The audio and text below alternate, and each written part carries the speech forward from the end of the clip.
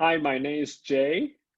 Today, this video, I want to show you how do you interact with Roby to submit your ticket in Microsoft Teams. So basically what you need to do, first of all, to install Roby in your private chat, how you can able to do it by simply click the icon here called app, then type in Roby,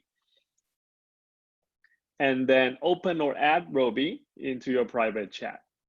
Easy, simple as that. And then you can say hi or hello or help, type anything to Roby that will prompt the menu. And after first interaction, you will be able to see Roby in your private chat. Okay, so let's do first things like how do I submit a ticket to the support team through Roby? So basically all you need to do, just go to your chat and then click this, make a request. And from here, for example, I say coffee machine is broken, okay? And then select your department, and then you can select your ticket priority. In this case, we select high, and then there's a deadline. We want to get fixed today, and specific time, that's optional. And then you just click yes. And you should get the notification right away. Roby has submitted a ticket for you to your support team already.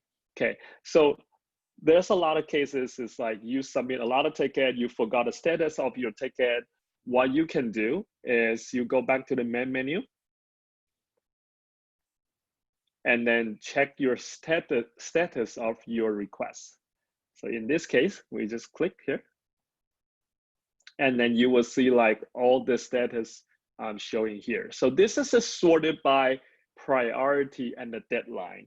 So for example, when something, your request high priority is overdue, so that was the time you can actually click here and then make a follow-up message to your support team. So let's give it, for example, hi, quick follow up on this, for example, and then just submit it. So your support team will be able to see this message right away. So when you have a lot of requests, you can actually check the message queue to see where is the conversation you are at.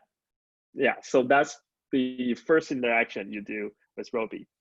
And that just make assumptions. So I'm gonna do in my backend right now as a support team to reply to you.